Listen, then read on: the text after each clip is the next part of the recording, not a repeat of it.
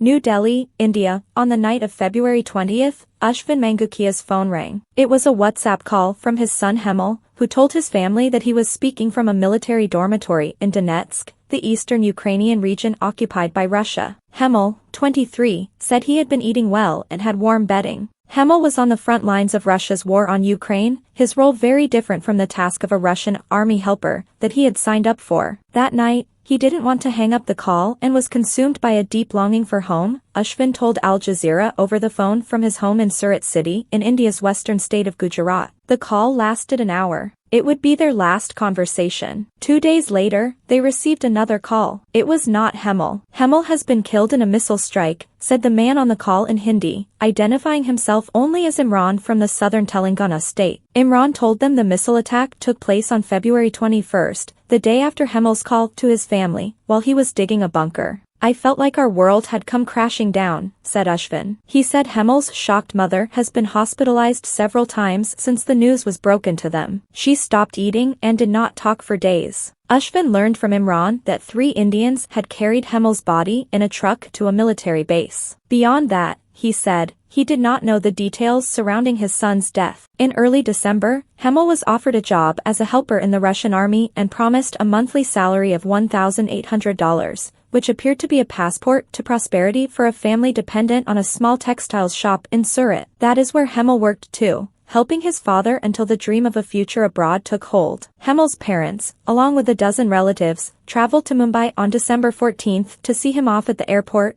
where 2 people, a man and a woman, who claimed to be employees of the recruiting firm that hired Hemal, received them and assured them their son would be safe from any actual fighting. Hemal's family said he was first taken to Chennai city in India's south, from where he flew to Dubai and was finally sent to Russia. The entire process, they said, appeared genuine until he reached Russia and was forced to undergo arms training. He was then deployed to the front lines, tasked with digging bunkers and transporting heavy weapons for the Russian soldiers, said his father. But Hemal is not the only Indian lured by online recruiters offering army helper jobs in Russia. The jobs were posted by Baba Vlogs, a YouTube channel with 300,000 subscribers and purportedly operated by a Dubai-based Faisal Khan. The job video on the channel, shot on the streets of the Russian city of St. Petersburg, was posted in October and has garnered more than 42,000 views since. It promises the prospect of Russian citizenship and the flexibility to relocate to any other European country after 6 months of service. Al Jazeera reached out to Khan, the operator of the YouTube channel, but did not receive a response. Ashvin said Hemal was coerced into paying a hefty commission of $3,600 to his recruiting agents, half transferred online and the remaining given to the agents he met at Mumbai airport. He said he had borrowed the money from his aunt. Ashvin told Al Jazeera that Hemal began expressing his desperation to leave as soon as he landed and was made to join the war. But there seemed to be no means of escape, he said. Ashvin wrote several emails to the Indian embassy in Russia and the Ministry of External Affairs in New Delhi, seeking their help in removing his son from the war. Hemal might have been alive today if the government had helped on time, he told Al Jazeera. The Indian government last month admitted nearly 20 of its nationals are stuck in the Russian army and said it is trying for their early discharge and eventual return home. Last week, ministry spokesman Ranveer Jaiswal said action has also been initiated against agents and unscrupulous elements who recruited Indians on false pretexts and promises. The Central Bureau of Investigation yesterday, March 8, busted a major human trafficking network conducting searches in several cities and collecting incriminating materials. A case of human trafficking has been registered against several agents, he told reporters,